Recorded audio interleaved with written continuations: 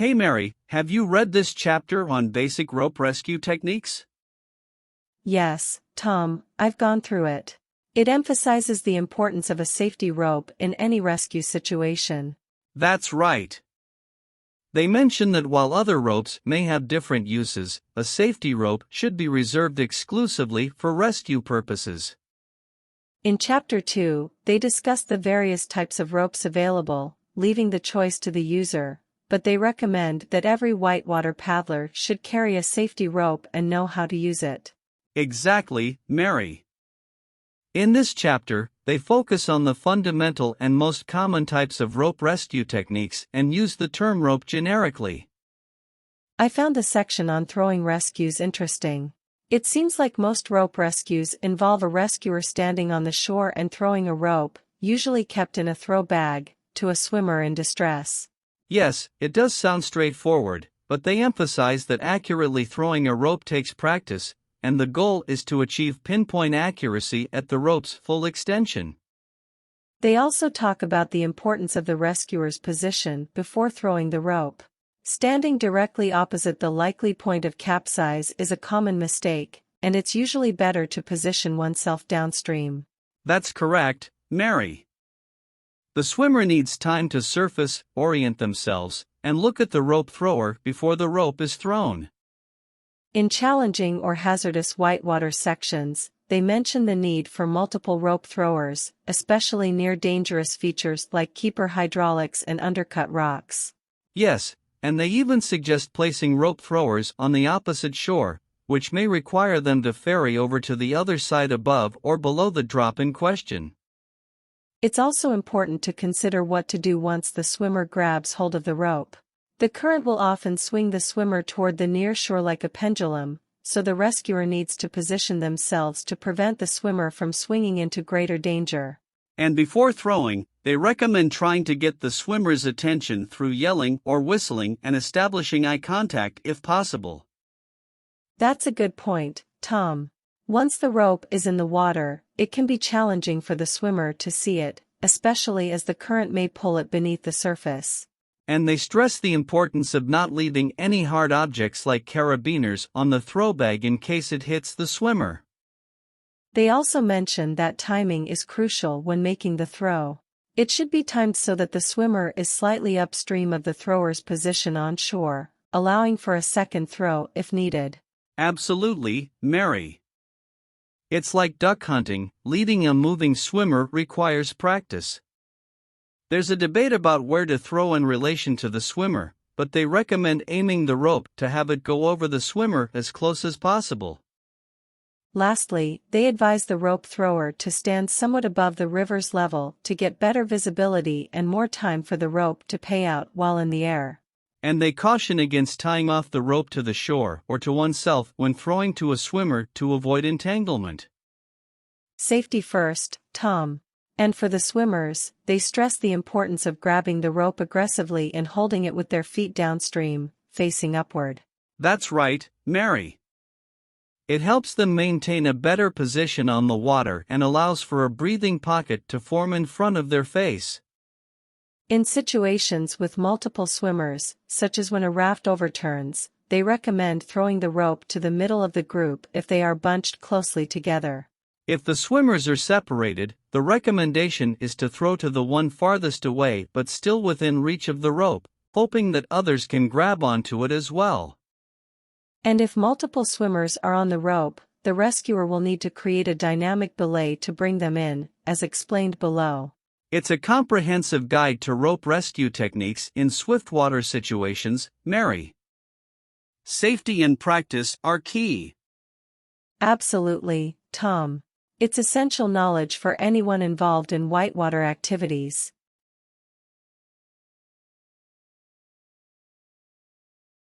Mary, let's review these throwing techniques for rope rescue. They're essential skills for swiftwater situations. Absolutely, Tom. There are 3 primary methods they discuss. Right, and they emphasize the importance of using your whole body, not just your arm, for a full extension of the rope. It's like how a baseball outfielder or a discus thrower uses their whole body in their throw. That's correct, Tom. To maximize your power potential, they recommend standing sideways, with your throwing arm away from the river. So if you're right-handed and on the river's right side, your body would be facing downstream, and you'd be looking upstream over your left shoulder.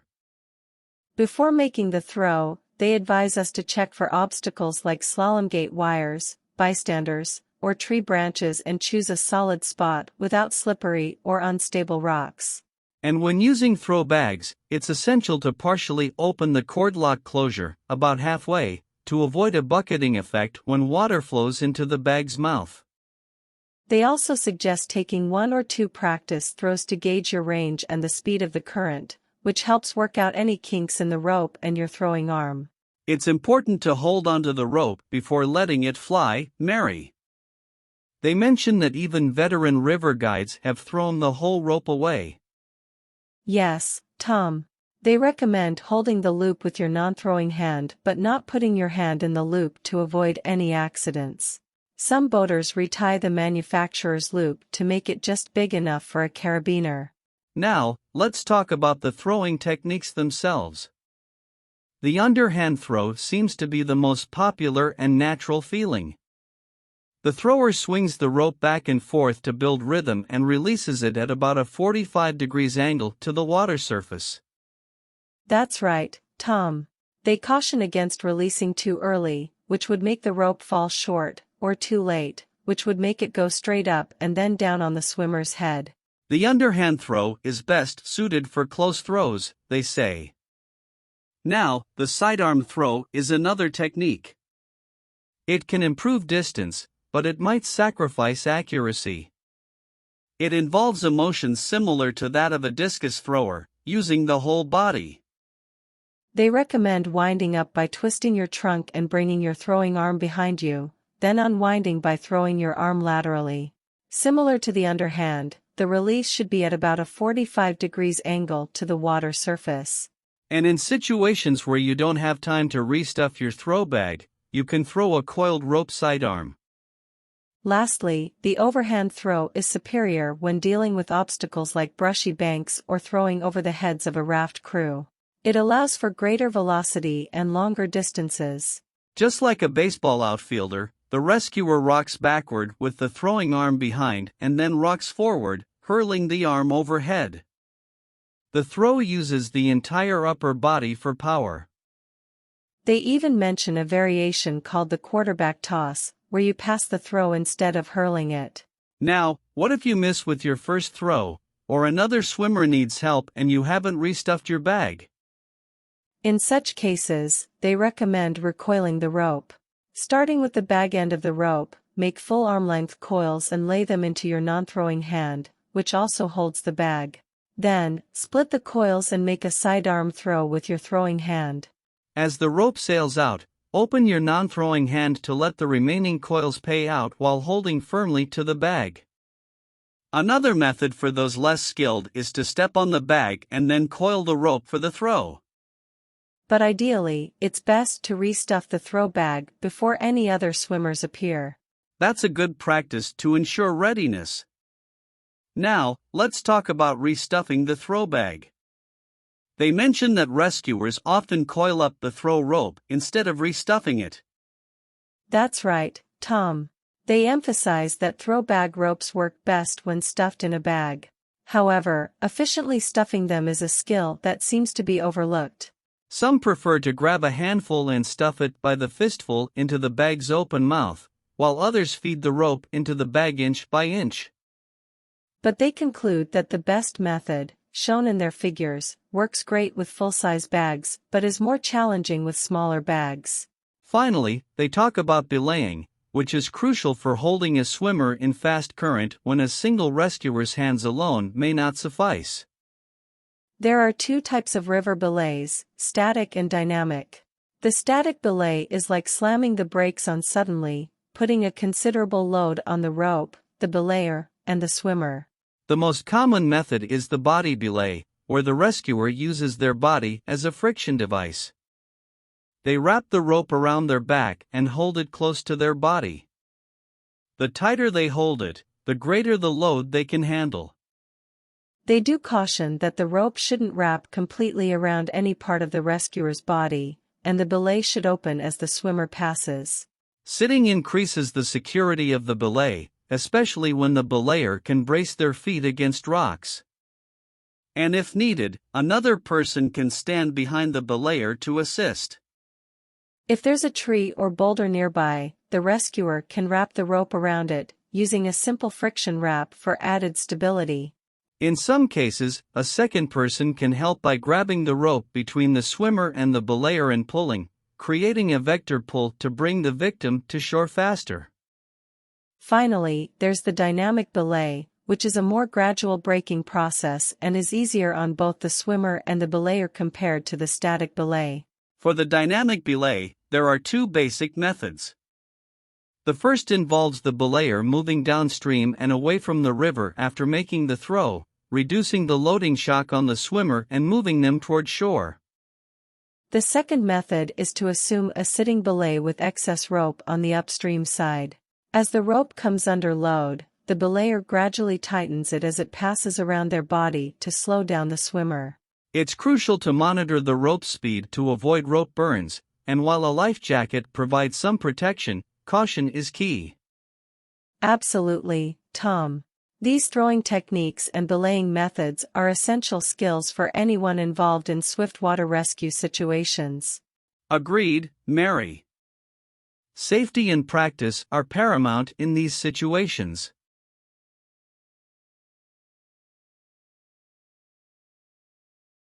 Mary, let's delve into tagline rescues.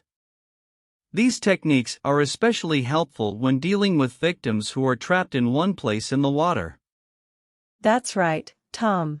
Unlike throwing rescues for moving swimmers, tagline rescues are intended for situations where a victim is stationary. They can be set up quickly and are generally safer for rescuers. There are three major types of taglines, and the first one is the floating tagline. This one typically has some kind of float attached to it and is used to rescue a conscious swimmer caught in a keeper hydraulic. Exactly, Tom. To perform a floating tagline rescue, you ferry a rope across the river and tie a buoyant object, like a spare life jacket, to the middle of the rope for the victim to hold onto. Then, both rope teams coordinate their efforts to pull the swimmer out of the hydraulic. The key here is that the victim needs to be conscious and capable of clinging to the floating object. But what if the victim is unconscious? In such cases, they mention a flotation ring developed by the Ohio Department of Natural Resources Division of Watercraft, equipped with unbarbed treble hooks to snag the unconscious victim's clothing. And for other recreational paddlers, improvisation might be necessary. Now, before we get into more details about tagline rescues, they talk about the importance of ferrying a rope across the river. Ferrying a rope is often the first step in many rescues, Tom. It can be challenging, especially in swift rivers. The quickest way is to throw the rope at the narrowest part of the river and then move it upstream or downstream to the accident site. And if rescuers on both sides can wade out as far as possible, they can reduce the throwing distance. Sometimes, they even use a paddle or stick to help share the rope if it's just out of arm's reach. Another technique is to tie lightweight cord, like parachute cord, to a baseball-sized rock and throw it across. Then, use the cord as a messenger line to pull the larger rescue line across.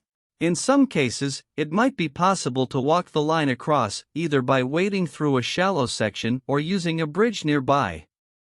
But when dealing with wider rivers or mid-river accident locations, ferrying the rope with a boat becomes necessary. It's the most common method but can also be quite challenging, depending on the river's width and speed. Right, Mary. The wider and swifter the river, the more drag there will be when the current catches the rope. So, the rope must be ferried across quickly, secured, and lifted out of the water as soon as possible.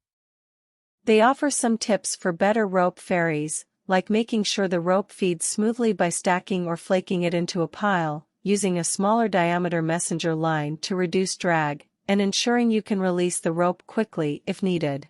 And they emphasize that timing is critical, and a team should attempt to get the rope lifted clear of the water and secured promptly. Otherwise, the ferry craft could be pulled back into the current. They even suggest having people on the far bank, ready to hold the ferry craft and grab the rope when it comes over. Using a throw bag attached to the ferry line is another useful trick. Additionally, they mention a technique called the reverse ferry for wide rivers. This involves starting the ferrying process upstream of the rope team to minimize drag until the rope is directly across the current. Finally, they discuss the best types of craft for rope ferries, such as paddle rafts, canoes, and kayaks. Each has its own challenges and considerations when it comes to ferrying ropes. So, Mary, before we dive into the different types of taglines, it's essential to understand the importance of ferrying a rope across the river effectively. Absolutely, Tom. Proper rope ferrying sets the stage for successful tagline rescues, and it's a crucial skill for any river runner to master.